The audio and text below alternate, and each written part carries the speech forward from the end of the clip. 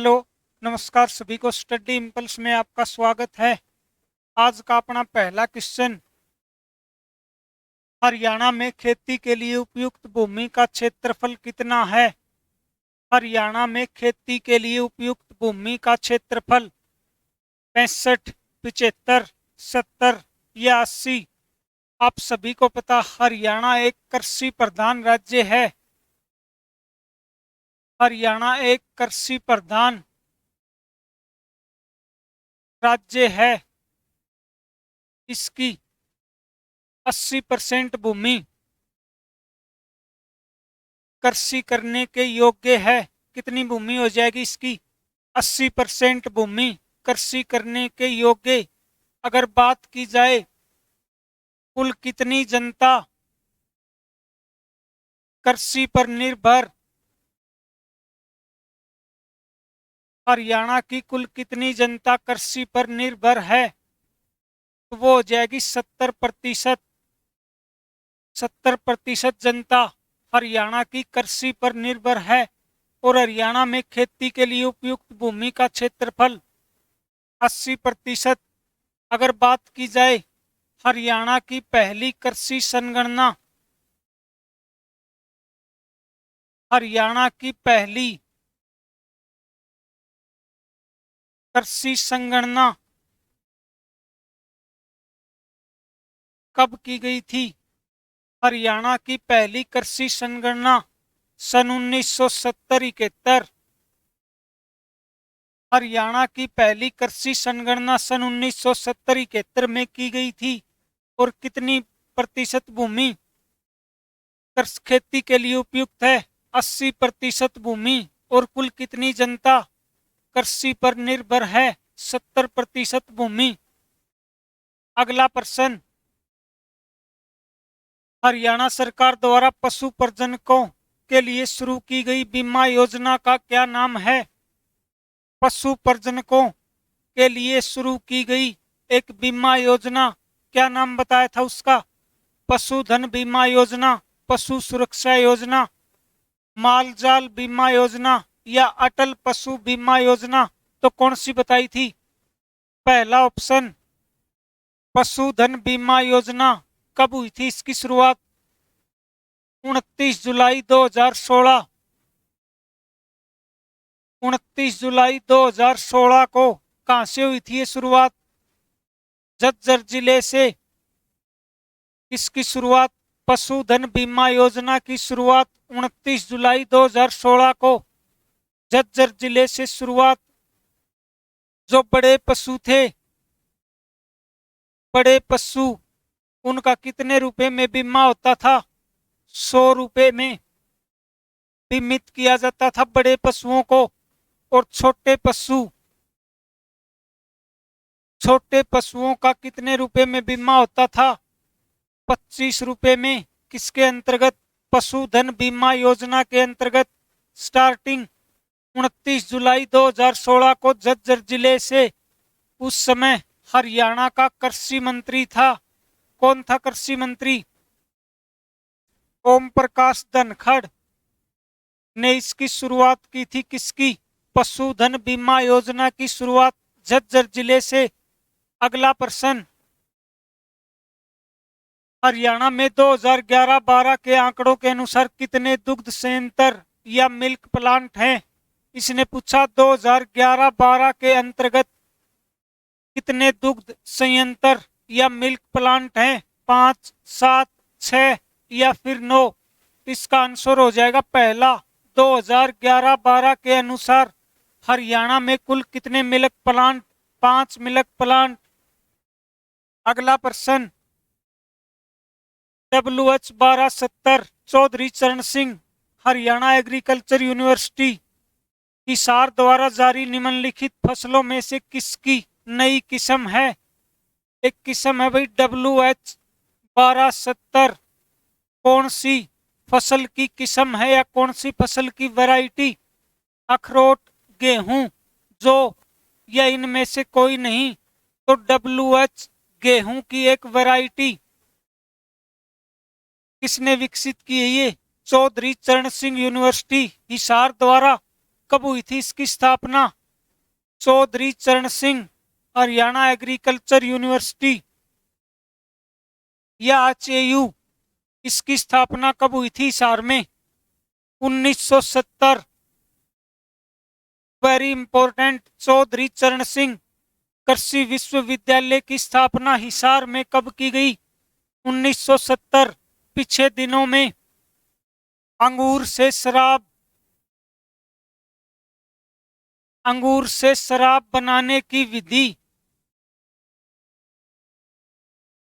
अंगूर से शराब बनाने की विधि कौन से विश्वविद्यालय की देन है? तो वो हो जाएगी हरियाणा एग्रीकल्चर यूनिवर्सिटी या चौधरी चरण सिंह यूनिवर्सिटी हिसार की देन है क्या? अंगूर से शराब बनाने की विधि। अगला प्रश्न, भारत का पहला अनाज एटीएम कहां पर स्थापित किया गया था? पहला अनाज एटीएम, पूरे भारत का पहला अनाज एटीएम कहां पर? और दूसरा अनाज बैंक, प्रथम अनाज बैंक, ये दोनों बात आपको पीछे लिखवा दी थी। हरियाणा का ही नहीं बल्कि पूरे भारत का पहला अनाज एटीएम वो तो हो जाएगा गुरुग्राम। और अनाज बैंक कहां पर बताया था? पानीपत। अनाज बैंक आपसे पूछ ले तो पानीपत। पूरे भारत का पहला अनाज बैंक पानीपत और पूरे भारत का पहला अनाज एटीएम जिला गुरुग्राम हरियाणा में स्थापित किया गया। क्या? अनाज एटीएम। क्या होती है इसकी फुल फॉर्म एटीएम की?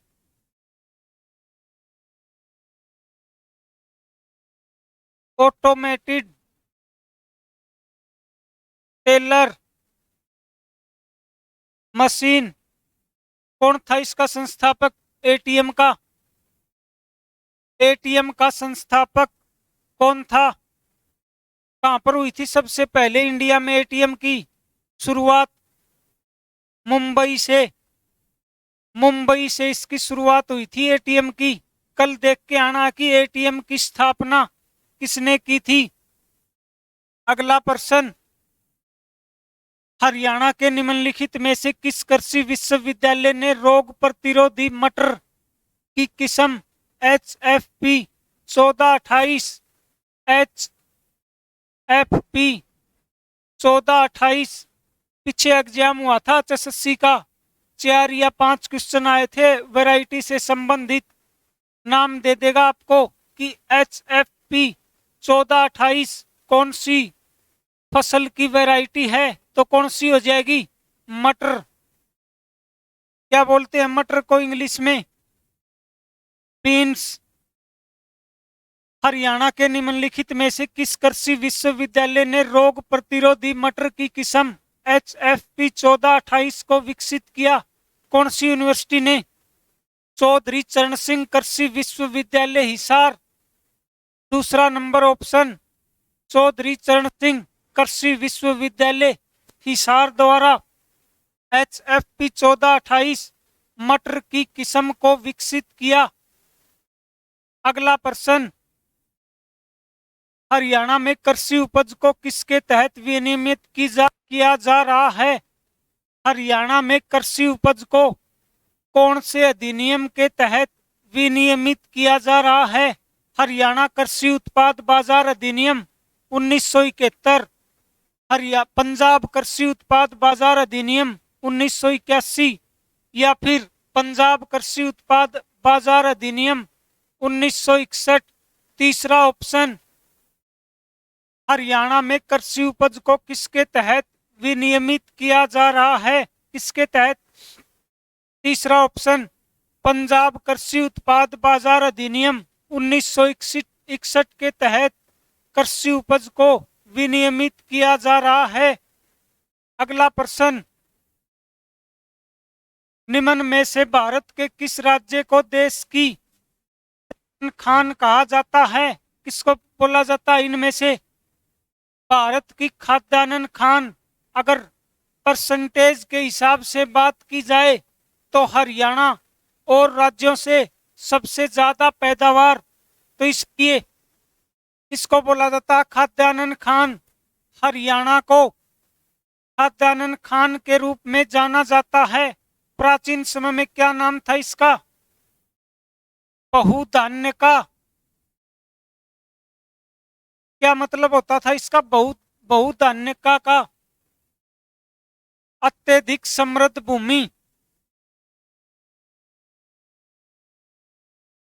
अत्यधिक समृद्ध भूमि, बहुधान्य का प्राचीन समय में हरियाणा का नाम। अगला प्रश्न, निम्नलिखित स्थानों में से हरियाणा में सबसे बड़ी अनाज मंडी कहां पर स्थित है? Very important question. इनमें से कहां पर हरियाणा में सबसे बड़ी अनाज मंडी स्थित है? नीलोखेड़ी, भिवानी, सिरसा या लाडवा? कहां पर बताई थी? हरियाणा की सबसे बड़ी अनाज मंडी कहां पर? लाडवा। कहां पर पड़ता है ये लाडवा? लाडवा कस्बा कहां पर? कुरुक्षेत्र। लाडवा कस्बा कुरुक्षेत्र। नीलोखेड़ी में क्या बताया था? आलू प्रौद्योगिकी केंद्र। सबसे ज्यादा आलू कहां पर होते हैं हरियाणा में? आलू प्रौद्योगिकी केंद्र नीलोखेड़ी, जिला करनाल। और वैसे सबसे ज्यादा आलू कहां पर बताए थे? कुरुक्षेत्र, त्रिपुरा।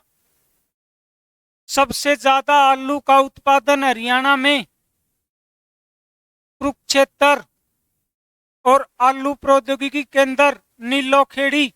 एक और लिखिए, एकीकृत एकीकृत मधुमक्खी पालन केंद्र। एकीकृत मधुमक्खी पालन केंद्र कहां पर हो जाएगा? शाहबाद। शाहबाद कहां पर पड़ता? शाहबाद कुरुक्षेत्र। एकीकृत मधुमक्खी पालन केंद्र हरियाणा में कहां पर स्थित है? शाहबाद, जिला कुरुक्षेत्र। दूसरा, आलू प्रौद्योगिकी केंद्र नीलोखेड़ी, जिला करनाल। एक और लिखवाया था आपको, गन्ना ब्रीडिंग सेंटर। हरियाणा में गन्ना ब्रीडिंग सेंटर कहां पर लिखवाया था? ये गन्ना ब्रीडिंग सेंटर करनाल का गांव उचानी। करनाल का एक गांव है उचानी, जहां पर क्या है? गन्ना ब्रीडिंग सेंटर। तो इन तीनों बातों का हमें ध्यान रखना है। आलू प्रौद्योगिकी केंद्र नीलोखेड़ी, करनाल। जबकि हरियाणा में आलू का सर्वाधिक उत्पादन जिला कुरुक्षेत्र। एकीकृत मधुमक्खी पालन केंद्र कहां पर? शाहबाद, जिला कुरुक्षेत्र। और गन्ना ब्रीडिंग सेंटर हरियाणा में कहां पर? करनाल का उचानी गांव। अगला प्रश्न, हरियाणा कृषि एवं ग्रामीण विकास बैंक लिमिटेड द्वारा कौन सी योजना अमल में नहीं लाई जा रही? कौन सी योजना है जो हरियाणा कृषि एवं ग्रामीण विकास लिमिटेड द्वारा योजना अमल में नहीं लाई जा रही? पशु आश्रय योजना। किसानों के बच्चों को उच्च शिक्षा देने के लिए ऋण, कृषि भूमि की खरीद या संयुक्त कटाई? तो बताइए कौन सा? दूसरा नंबर ऑप्शन कहां पर दिया जा रहा? किसानों के बच्चों को लोन उच्च शिक्षा के लिए दिया जा रहा कहीं पे? तो दूसरा ऑप्शन, हरियाणा कृषि एवं ग्रामीण विकास लिमिटेड द्वारा कौन सी योजना अमल में नहीं लाई जा रही? तो दूसरा ऑप्शन, किसानों के बच्चों को उच्च शिक्षा के लिए ऋण, ये योजना अमल में नहीं लाई जा रही। अगला प्रश्न, हरियाणा के हिसार में राष्ट्रीय अश्व अनुसंधान केंद्र या हॉर्स स्टेलियन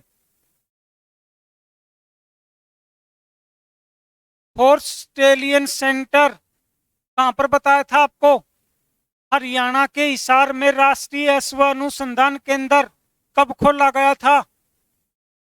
पहला ऑप्शन 7 जनवरी 1986 को हरियाणा के हिसार में राष्ट्रीय अश्व अनुसंधान या फोर्स स्टालियन सेंटर खोला गया था। कब? 7 जनवरी 1986। अगला प्रश्न, हरियाणा में ओटू बैराज किस नदी पर स्थित है? Very important question. ओटू बांध,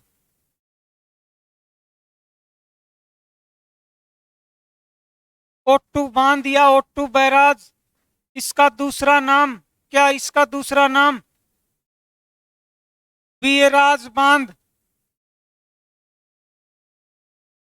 ओटू बांध न देकर आपको दे देगा वीराज बांध। हरियाणा में कहां पर? तो कहां पर हो जाएगा ये? सिरसा। सिरसा जिले में स्थित कौन सा ओटू बांध या वीराज बांध? तो ये इसने क्वेश्चन पूछा, हरियाणा में ओटू बैराज किस नदी पर स्थित है? बताइए भाई इसका आंसर। सिरसा से कौन सी नदी गुजरती है इनमें से? घग्गर, हकरा, यमुना, साहिबी या टांगरी? कौन सी? हाँ, पहला ऑप्शन। घग्गर हकरा नदी पर कौन सा बांध बनाया गया है? ओटू बांध या वीराज बांध। यहाँ पर ओटू बांध के नजदीक सिरसा में ही एक झील है, उस झील का नाम है धनूर झील। धनूर झील आपसे पूछ ले हरियाणा के कौन से जिले में स्थित है? धनूर झील हरियाणा के सिरसा जिले में, जहां पर बनाया गया है ओटू बैराज या वीराज बांध। अगला प्रश्न, हथीनी कुंड बैराज हरियाणा में किस नदी पर स्थित है? कौन सी नदी पर हो जाएगा? हथीनी कुंड बैराज हरियाणा में कौन सी नदी पर स्थित है? हथीनी कुंड बैराज। सबसे पहले लिखिए इसको क्या बोला जाता है? हथीनी कुंड बैराज को मछियारों का सौरग। मछियारों का सौरग। मच्छी पालन का काम यहाँ पर बहुत जोर शोर से होता है, इसलिए इसको मछियारों का सौरग बोला जाता। किसको? हथीनी कुंड बैराज को। कहां पर है ये हथीनी कुंड बैराज? यमुना नदी पर। यमुना नदी पर। कहां पर? यमुना नदी पर है तो कहां पर हो जाएगा? यमुनानगर।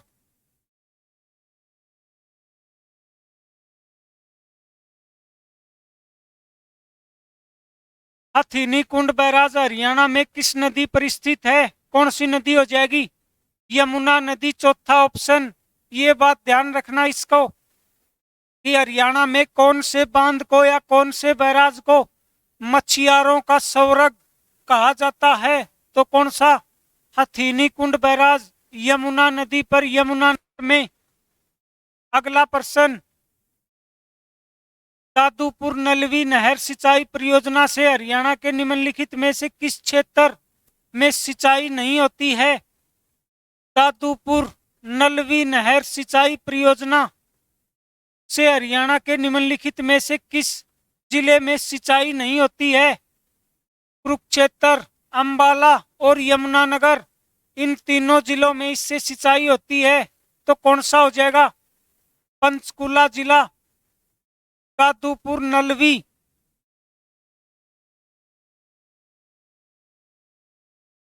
नहर सिंचाई परियोजना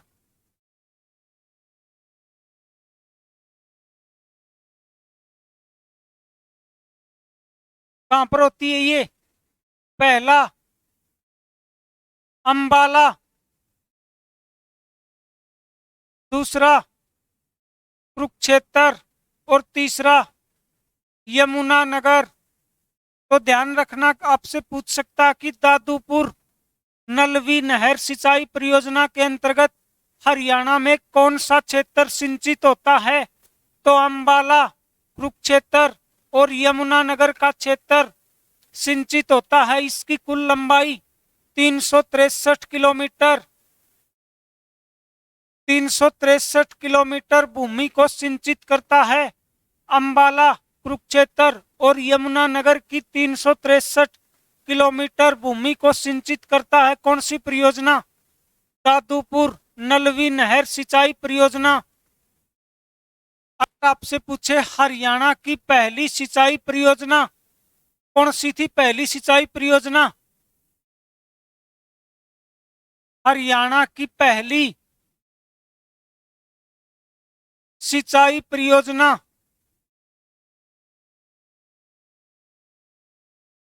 कौन सी थी? पहली सिंचाई परियोजना नांगल उत्थापक सिंचाई परियोजना।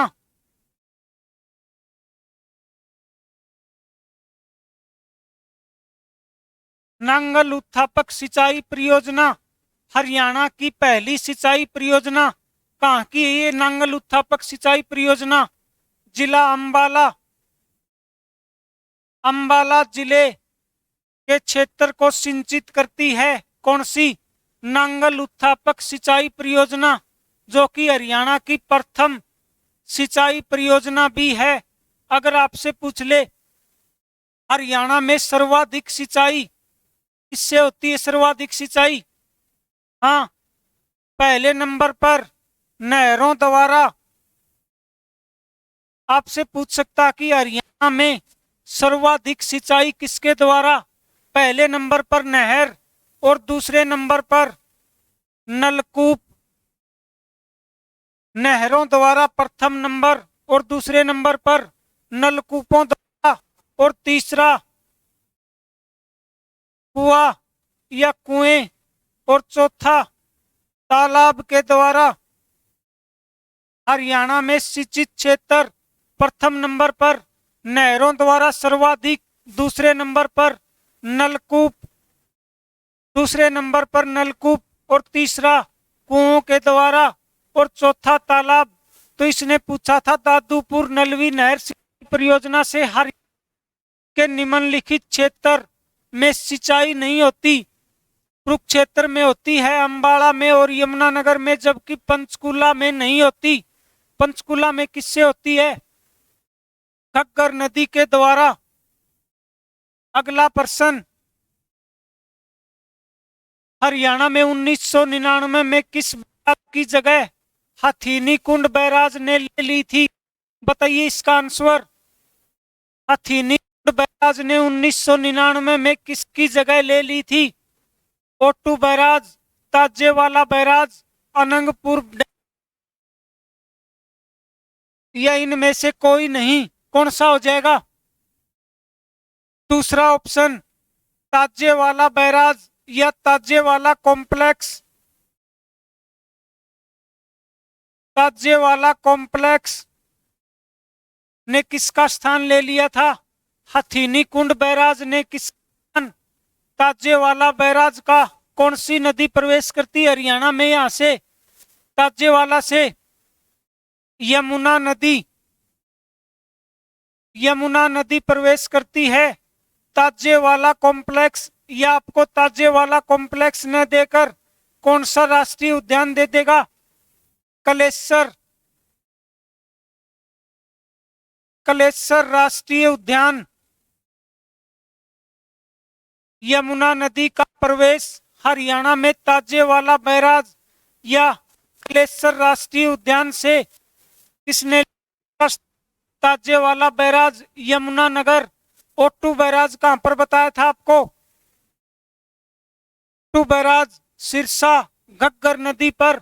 अनंगपुर डैम कहां पर है? ये अनंगपुर डैम एकमात्र ग्रेविटी बांध, इसके बारे में नोट कीजिए। एकमात्र ग्रेविटी बांध कहां पर हो जाएगा? ये अनंगपुर बांध फरीदाबाद।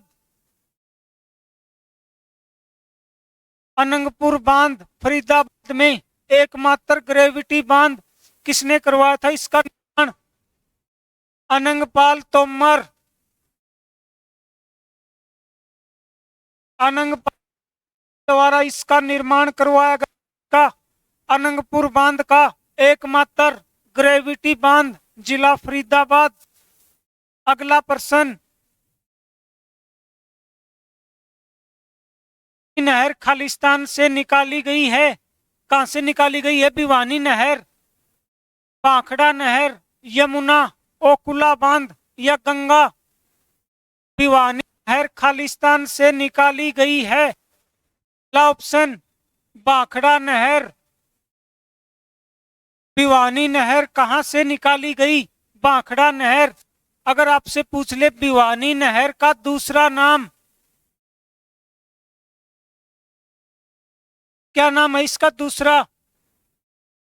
हरियाणा का ऐसा राज्यपाल जो सर्वाधिक लंबे समय तक रहा था, कौन था?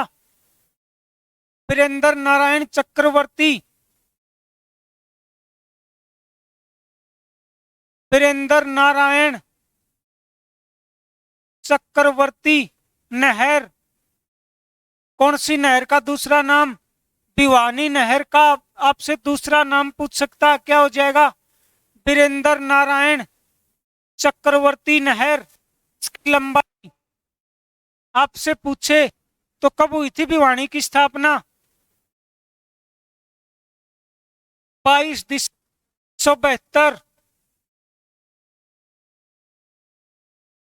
तो इसकी लंबाई 220 किलोमीटर। इसकी लंबाई किसकी? भिवानी नहर की लंबाई 220 किलोमीटर। इसका दूसरा नाम वीरेंद्र नारायण चक्रवर्ती। कहां से निकाली गई है? भाखड़ा नहर से। और भाखड़ा नहर ये कहां से निकाली गई है? सतलुज नदी से। सतलुज नदी से निकाली गई है। कौन सी? भाखड़ा नहर। ये कहां से प्रवेश करती है? हरियाणा में फतेहाबाद के टोहाना से।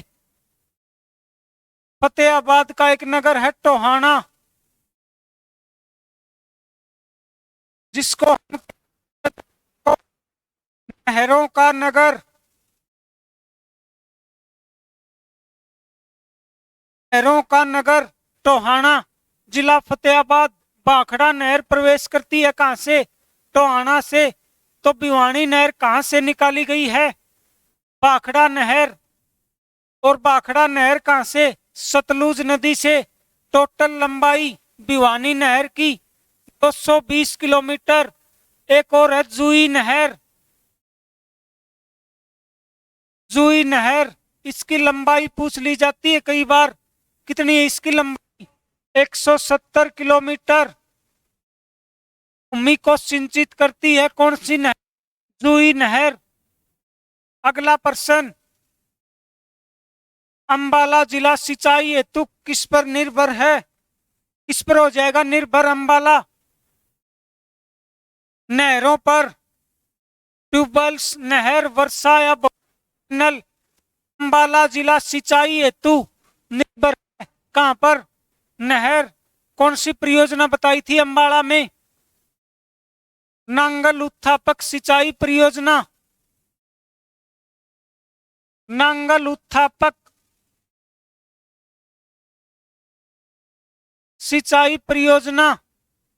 अगर आपसे पूछ ले नांगल उत्थापक सिंचाई परियोजना हरियाणा के किस जिले को सिंचित करती है? तो वो हो जाएगा अपना अंबाला, अंबाला जिला। इसके बारे में खास बात, हरियाणा की पहली सिंचाई परियोजना, इस बात को ध्यान रखना हमें कि हरियाणा की प्रथम सिंचाई परियोजना नांगल उत्थापक सिंचाई परियोजना कहां की है? नांगल उत्थापक, अंबाला जिला। अगला प्रश्न, निम्न में से किस नहर हरियाणा तथा पंजाब के मध्य विवाद उत्पन्न हुआ? बता दे भाई, क्वेश्चन तो सबसे आसान क्वेश्चन। किस नहर से हरियाणा पंजाब के मध्य विवाद बना हुआ है? कौन सी? सतलुज यमुना लिंक। सिद्धू मूसेवाला ने एक गाना भी गाया था इस पर, सतलुज यमुना लिंक SYL, जो अब भी विवादित मुद्दा बना हुआ है हरियाणा और पंजाब के मध्य। इसके बारे में खास बात, इसकी कुल लंबाई कितनी है? इसकी कुल लंबाई SYL की 212 किलोमीटर। 212 किलोमीटर। पंजाब और हरियाणा, पंजाब के पास इसका कितना क्षेत्र है? 212 में से 121 किलोमीटर पंजाब के पास, और कितना बच गया? 91 किलोमीटर हरियाणा के पास। हो गए क्या 212?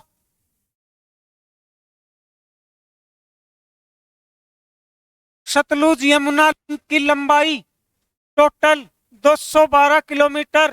पंजाब के पास कितना हिस्सा? 121 किलोमीटर, जबकि हरियाणा के पास 91 किलोमीटर। तो कौन सी नहर के मध्य पंजाब व हरियाणा का विवादित मुद्दा चल रहा है? सतलुज यमुना लिंक। अगला क्वेश्चन, अनंगपुर बांध हरियाणा के किस जिले में स्थित है? कहां पर बताया था अनंगपुर बांध? करनाल, यमुनानगर, कैथल या फरीदाबाद? तो चौथा ऑप्शन फरीदाबाद। अनंगपुर बांध, अनंगपुर बांध या अनंगपुर डैम, क्या खास बात बताई थी इसके बारे में? हरियाणा का एकमात्र ग्रेविटी बांध कौन सा हो जाएगा? अनंगपुर बांध। इसका निर्माण आपसे पूछ ले तो किसने करवाया था? अनंगपाल तोमर। देखिए इसके नाम में ही नाम है, अनंगपाल तोमर के द्वारा अनंगपुर बांध का निर्माण जिला फरीदाबाद में करवाया गया, जो कि हरियाणा का एकमात्र ग्रेविटी बांध भी है। अगला प्रश्न, हथीनी कुंड बैराज से कौन सी नहर निकलती है? कौन सी नहर हो जाएगी इसमें? इंदिरा गांधी नहर, भिवानी नहर, पश्चिमी यमुना नहर या गुरुग्राम नहर? कौन सी? पश्चिमी यमुना नहर। कहां से निकाली गई है? हथीनी कुंड बैराज। अगर आपसे पूछ ले कि पश्चिमी यमुना नहर किसने करवाया था इसका निर्माण? पश्चिमी यमुना नहर का निर्माण फिरोज शाह तुगलक के द्वारा पश्चिमी यमुना नहर का निर्माण करवाया गया। अगर इसकी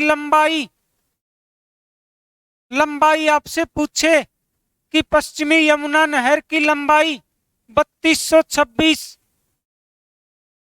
किलोमीटर भूमि को सिंचित करती है, कौन सी नहर? पश्चिमी यमुना नहर। अगला प्रश्न, हरियाणा पूर्ण करने वाला पहला राज्य, हरियाणा खालिस्तान पूर्ण करने वाला पहला राज्य है। जलीय सतर मानचित्रण, भारत रत्न, पुलिस स्टेशन या पद्मश्री पुरस्कार? पहला ऑप्शन जल स्तरीय मानचित्रण को पूर्ण करने वाला हरियाणा पूरे भारत का पहला राज्य है। अगला प्रश्न,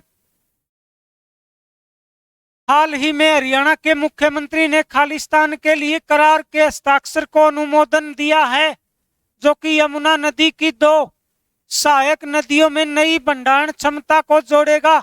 कौन सी? किसाऊ और रेणुका बांध। तीसरा ऑप्शन कौन सी नदी पर है? किसाऊ। किसाऊ, रेणुका, लखवार, व्यासी और लाल टोपी, ये सभी बांध कौन सी नदी पर बताए थे आपको? किसाऊ, रेणुका, लखवार, व्यासी और लाल टोपी बांध यमुना नदी पर। कहां पर? यमुनानगर में स्थित हैं। किसाऊ, रेणुका, लखवार, व्यासी और लाल टोपी बांध कौन सी नदी पर? यमुना नदी पर। अगला प्रश्न, हरियाणा सरकार ने सहायक नदी यमुना की एक पर खालिस्तान किसाऊ बांध के निर्माण की मंजूरी दी है। कौन सी नदी पर? ऋषि गंगा नदी, टोंस नदी, केन नदी या फिर सिंधु नदी। इसका ऑप्शन हो जाएगा दूसरा, टोंस नदी पर किसाऊ बांध को मंजूरी दी है हरियाणा सरकार ने। अगला प्रश्न, हरियाणा पूरे राज्य में सुरक्षित पीने के पानी की सुविधा उपलब्ध करवाने वाला देश का खालिस्तान राज्य था। कौन सा राज्य था? पांचवा, चौथा, पहला या दूसरा? तो पहला राज्य था हरियाणा, जिसने क्या किया? पूरे भारत में सुरक्षित पीने के पानी को सुविधा उपलब्ध करवाई थी। अगला प्रश्न, कौशल्या बांध कहां पर स्थित है? कौशल्या बांध पलवल, पिंजौर, मोहन नगर या बबियाल। तो इसका आंसर हो जाएगा पिंजौर। नोट कीजिए, घग्गर नदी पर बांध, घग्गर नदी पर स्थित बांध पहला हो जाएगा कौन सा? कौशल्या, दूसरा शामला, तीसरा दीवानवाला और चौथा डांगराना। ये सभी बांध कहां पर है? पंचकुला जिले में। कौशल्या बांध, शामला बांध, दीवानवाला बांध और डांगराना बांध कहां पर? घग्गर नदी पर। कौन से जिले में? पंचकुला जिले में स्थित। तो घग्गर नदी पर महत्वपूर्ण बांध आपको ध्यान रखने हैं, कौशल्या, शामला, दीवानवाला और डांगराना बांध कहां पर? सभी के सभी पंचकुला जिले में, घग्गर नदी पर स्थित। अगला प्रश्न, पश्चिमी यमुना नहर द्वारा सिंचित जिले का नाम बताइए। इनमें से कौन सा जिला पश्चिमी यमुना नहर द्वारा सिंचित होता है? झज्जर, फरीदाबाद, सोनीपत या महेंद्रगढ़। कौन सा जिला पश्चिमी यमुना नहर, कौन सी नहर बहती है इस साइड हरियाणा के? यमुना नहर। यमुना नहर जो कि यूपी और हरियाणा के मध्य कितनी किलोमीटर की लंबाई? 320 किलोमीटर की लंबाई बनाती है। तो कौन सा जिला हो जाएगा इस साइड? सोनीपत जिला। पश्चिमी यमुना नहर द्वारा सिंचित जिला सोनीपत। अगला प्रश्न, पश्चिमी यमुना नहर द्वारा सिंचित जिले नहीं है, उसका नाम बताइए। इनमें से कौन सा जिला जो पश्चिमी यमुना नहर द्वारा सिंचित नहीं होता है? कौन सा हो जाएगा वो? अंबाला, करनाल, जींद या गुरुग्राम। कहां पर नहीं बहती यमुना नहर? बताया था आपको, गुरुग्राम जिले में यमुना नहर नहीं बहती है। फरीदाबाद और पलवल, पलवल के में समाप्त। पलवल में कौन सी जगह बताई थी जहां पर यमुना नहर खत्म हो जाती है और यूपी में प्रवेश कर जाती है? कौन सी जगह? हसनपुर, हसनपुर पलवल से यमुना नहर यूपी में प्रवेश कर जाती है। इसका आंसर हो जाएगा गुरुग्राम। अगला प्रश्न, इनमें से कौन कौशल्या नदी पर निर्मित कौशल्या बांध का उद्देश्य नहीं है? बिजली पैदा करना, पंचकुला शहर में पीने के पानी की आपूर्ति करना, भूजल का पुनर्भरण, अचानक आने वाली बाढ़ को रोकना। कौन सा उद्देश्य नहीं है? पहला ऑप्शन बिजली पैदा करना, ये इसका उद्देश्य नहीं है। किसका? कौशल्या नदी पर बने बांध। कौशल्या बांध कौन सी नदी पर बताया था ये कौशल्या बांध? घग्गर नदी पर कौशल्या बांध, शामला बांध, दीवानवाला और डांगराना बांध घग्गर नदी पर। अगला प्रश्न, जनवरी 2019 में 6 भारतीय राज्यों में रेणुकाजी बांध बहुउद्देश्य परियोजना के निर्माण के लिए एक समझौते पर हस्ताक्षर किए। इनमें से कौन सा राज्य इसमें शामिल नहीं था? कौन सा हो जाएगा? राजस्थान, हरियाणा, मध्य प्रदेश या उत्तर प्रदेश? तो ये आंसर हो जाएगा इसका तीसरा, मध्य प्रदेश इसमें शामिल नहीं था। अगला प्रश्न, हरियाणा सरकार ने राज्य से होकर गुजरने वाले निचली शिवालिक पहाड़ियों के विभिन्न छोटे छोटे नालों के पानी का इस्तेमाल करने के लिए खालिस्तान छोटे छोटे बांधों का निर्माण करने की योजना बनाई है। कितने बांध? इसका आंसर हो जाएगा 7 बांधों का निर्माण करवाया जाएगा। तो आज की हमारी क्लास यहीं पर समाप्त होती है। थैंक यू भाई।